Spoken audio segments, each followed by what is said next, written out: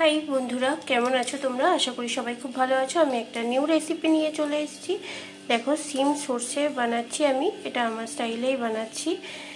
কেউ নিরামিষও করতে পারো। আর আমি এর মধ্যে আজকে পেঁয়াজ রসুন দিয়ে রান্নাটা করব। তো দেখতে থাকো আমি কেমন প্রসেসে রান্নাটা করতে থাকি। তো আমি এটার জন্য দেখো একটা পেঁয়াজ কেটে নিয়েছি। আর এখানে দেখো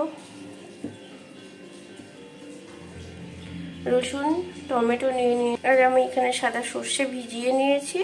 এর সঙ্গে আমি 4টে কাঁচা লঙ্কা দেবো এবার।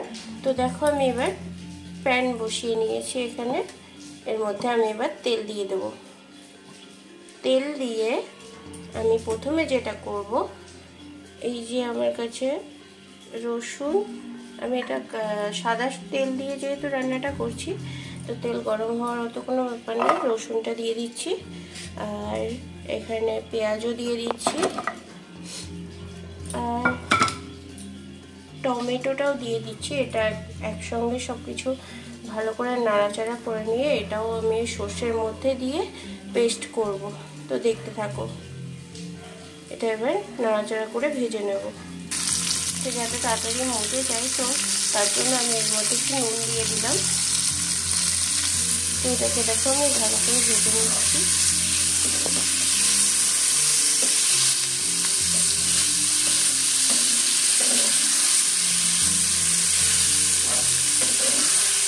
এইভাবে রেসিপিটা অবশ্যই ট্রাই করে দেখো, খুব ভালো লাগবে। আর নিরামিষও করতে পারো। নিরামিষে টমেটো আর কাঁচা লঙ্কাটা দিয়ে সর্ষেটা পেস্ট করে নিও বা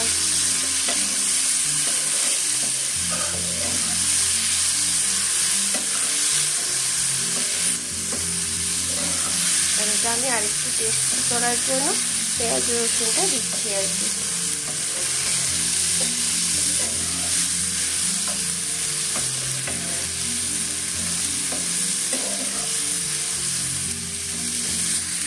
তো দেখো এটা আমার ভাজা হয়ে গেছে। এবার আমি এটা মিক্সিং জারে নিয়ে নেব। তো দেখো এটা আমি মিক্সিং জারে নিয়ে নিয়েছি। এবার পেস্ট করে নেব। তো এই কড়াইয়ে এই তেলের মধ্যে আমি আর একটু তেল দেব।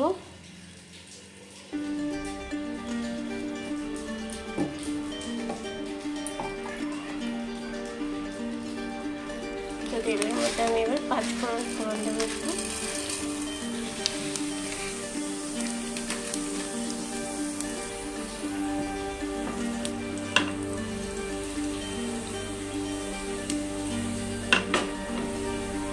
পাঁচফোড়নটা হয়ে গেলে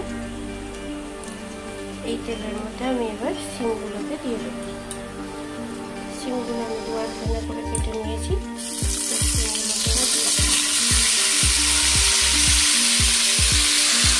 সিমগুলো দেওয়ার পরে আমি এগুলোকে একটু নাড়িয়ে দেবো। প্রথমে এটা ভাজা করে নেবো আমি সিমগুলোকে।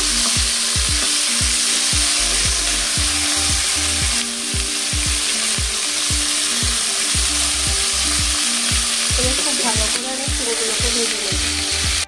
দেখো আমি সিমটার মধ্যে আন্দাজ অনুসারে নুন দিয়ে দিচ্ছি, হলুদও দিয়ে দেবো।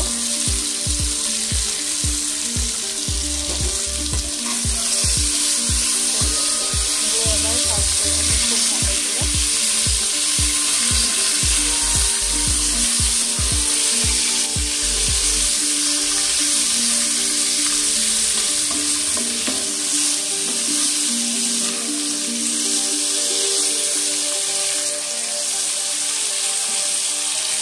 তো সিমগুলো দেখো আমি একটু উল্টে দিয়েছি। তো সিমের এই রেসিপিটা কিন্তু অবশ্যই করে দেখো। এইটা করলে কিন্তু তোমরা মাছ মাংস খাওয়া ভুলে যাবে। মাংস ছেড়ে দিয়ে এইটাই খেয়ে খাবে। তো অবশ্যই ট্রাই করো। দেখো সিমগুলো এরকম পর্যায়ে আমি এবার পেস্টটা যেটা করে রেখেছি ওটা দিয়ে দেবো।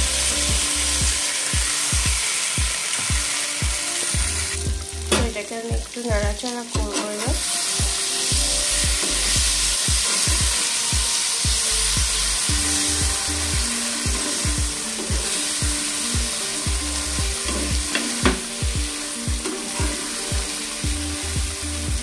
জাস্ট অল্প দেখো একটু নাড়াচাড়া করে জল দেবো আমি এর মধ্যে। আর এখানে আমি একটুখানি মিষ্টিও দিয়েছি, যেটা আমি স্কিপ করে গেছি। তো এটার মধ্যে আমি একটু মিষ্টিও দিয়ে দিয়েছি, যেটা স্কিপ করে গেছি।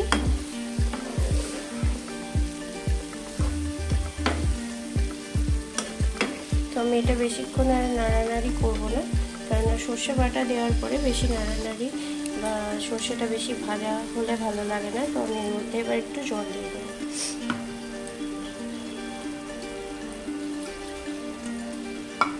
জাস্ট অল্পই জল দেবো, জাস্ট বাটি ধুয়ে যে জলটা মশলার, ওটাই আমি অ্যাড করে দিলাম এখানে।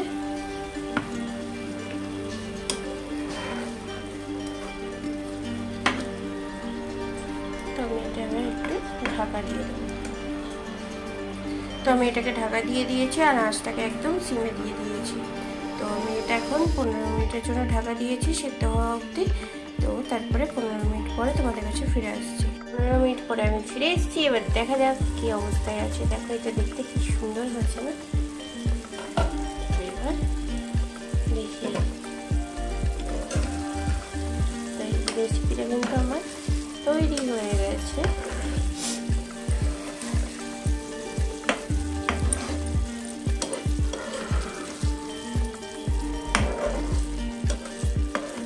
তো রেসিপিটা তোমাদের যদি ভালো লেগে থাকে কিছু অংশ, তাহলে প্লিজ একটা লাইক করে দিও। আর যারা নতুন আছো এখনো অবধি আমার চ্যানেলটাকে সাবস্ক্রাইব করোনি, তাহলে প্লিজ সাবস্ক্রাইব করে নিও, আমার পাশে থেকো। আর যদি তোমাদের একটু বেশি ভালো লেগে থাকে তাহলে অন্যকে দেখার সুযোগ করে দিও, শেয়ার করে দিয়ে। তো তোমাদের সঙ্গে দেখা হচ্ছে পরের কোনো ভিডিওতে। ততক্ষণ অবধি খুব ভালো থেকো, সুস্থ থেকো আর হ্যাপি থেকো তোমরা। তো চলো আবার কোনো ব্লগ ভিডিও বা রেসিপির ভিডিওর সঙ্গে তোমাদের সঙ্গে দেখা হচ্ছে আমার। তো চলো এখন টাটা।